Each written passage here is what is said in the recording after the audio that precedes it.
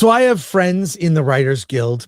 They send me things every once in a while. I learn something, and they tell me that the WGA is inept. The WGA is inept. They lost $122 million in 2 years. The WGA Health Fund lost $122 million in 2 years as negotiators aim to bridge gap. And my friend who sent me this, who I'm not going to reveal, this is from Variety, said a strike is incoming. He said they're setting up for a strike, and it's because of this. The WGA is inept. That's the studio's fault? Is that what they're saying? That's why they're going on strike? Let's just get let's read the first few paragraphs here, Alan, if you would. All right, the health fund for the Writers Guild of America has taken a brutal hit in the last 2 years, losing $122 million as costs increase while work slows. Much of that decline is due to the 2023 strike, when planned contribution fell 31.5%, while health costs increased 5%, leading to a staggering $82 million deficit. But even after work resumed, the fund continued to lose money, racking up $40 million deficit in 2024, according to the latest tax return. The health plan is in dire finances, figured to be the cornerstone of WGA negotiations next spring. Was it the health plan and its dire finances figured to be the cornerstone of WGA negotiations next spring? Negotiations or another strike? Right, yeah. Please continue. Michelle Mulroney, the president of WGA West, has already advised members that a focus will be boosting employer contributions. The last time the health plan was addressed in 2017, the union also agreed to increase member deductibles and reduce payments for out-of-pocket network care. The plan's finances are in much worse shape than they were then, suggesting it could be a lot harder to bridge the gap. The health inflation continues to get worse. According to recent Mercer surveys, employers anticipate a 6.7% increase in health costs in 2026, the highest rate in 15 years. The friend who is a member of the WGA said there's a strike coming, and this sets up the reasons for the strike. This is going to further bring on AI. If there's another strike in light of their incompetence, AI is coming, folks. We did that story about Disney working with what is it? Sora. Yeah. Sora, so that UGC, user generated content, will be featured. The best, user made videos will be featured on Disney Plus. What does that remind you of? That's like YouTube or social media. 69. People create content, and I wonder if they will actually pay the creators for the videos they plan to feature. They'll be able to vet it, and because at the end of the day, they own it, and consolidation will only make things worse. So I'm not surprised about this, but this basically seals it. I think we're going to see another strike next year, which is just going to bring on more AI, more UGC, as they call it. Alan, what is your perspective here? Yeah, so let's frame this. Hey, producers, hey, Hollywood studios, we screwed up. We screwed up our health plan by $122 million. And if you don't cover that, we're going on strike. It's so ridiculous. I mean, look, you could technically buy the reasons the past strikes occurred, but I mean, the idea that a big organization like this, mismanagement and loses money. Why are we hearing this story over and over again? Look, the best thing I think the WGA could do is get Gavin Newsom to come in and help negotiate. He would be great. Yeah, he would be awesome. He will so good for California. I know. Yeah, I mean, that would solidify his presidential run.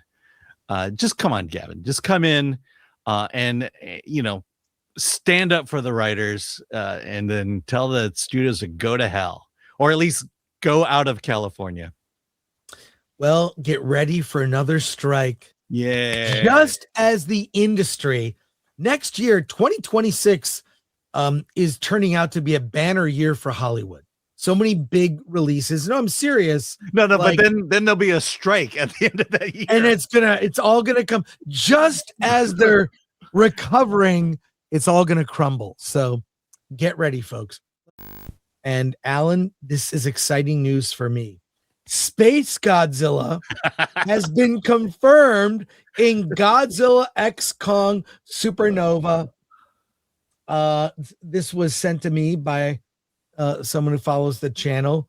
SpaceGodzilla confirmed, Godzilla X Kong Supernova for 2027. If you're familiar with SpaceGodzilla, and finally it's been confirmed, SpaceGodzilla has officially been licensed to Legendary for use in the MonsterVerse. It will appear as the main villain in Godzilla X Kong Supernova, discovered on a filing report on the Writers Guild official website under the working title Zeus, which is the secret name for Supernova. It reads that both Godzilla and SpaceGodzilla have been licensed from Toho. So that's confirmation. Get ready for merch. Get ready for an evil SpaceGodzilla and Godzilla and Kong taking on this monstrous beast.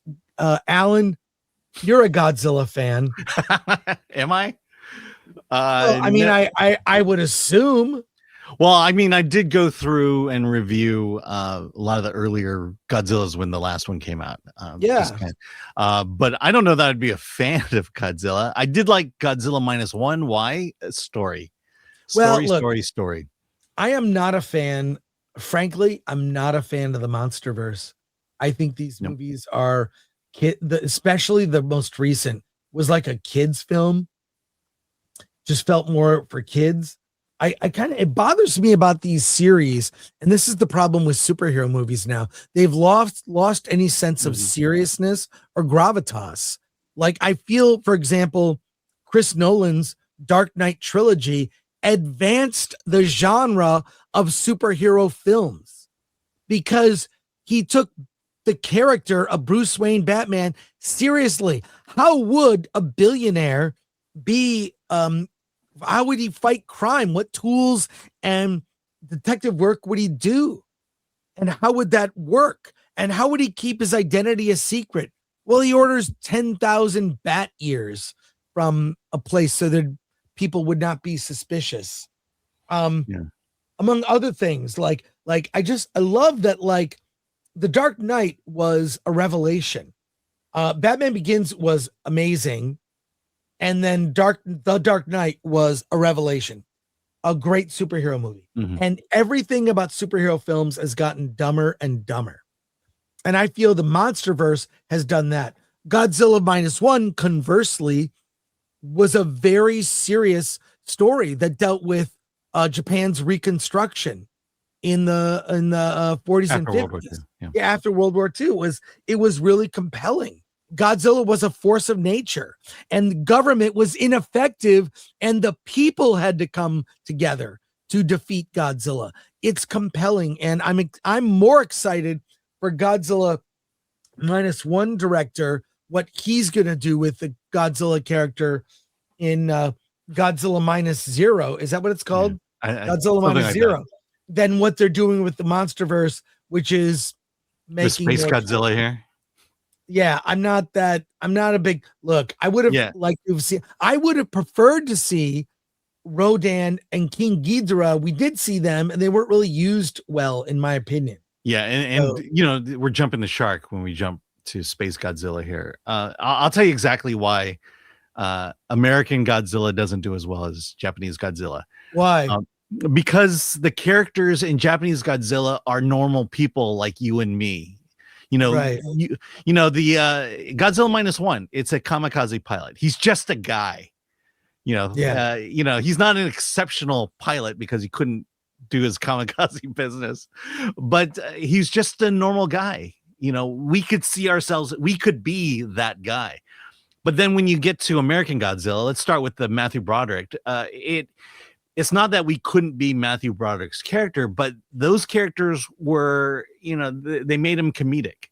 They made him too light. And so therefore, any connection we have with that character is seen through the lens of comedy. In the reboot, yeah, you could probably relate more to Aaron Taylor Johnson and Elizabeth Olsen. But then when you get into the Bryan Cranston characters and all the other characters, these are just kind of elevated super scientists, and they're not us. None of us can be those people.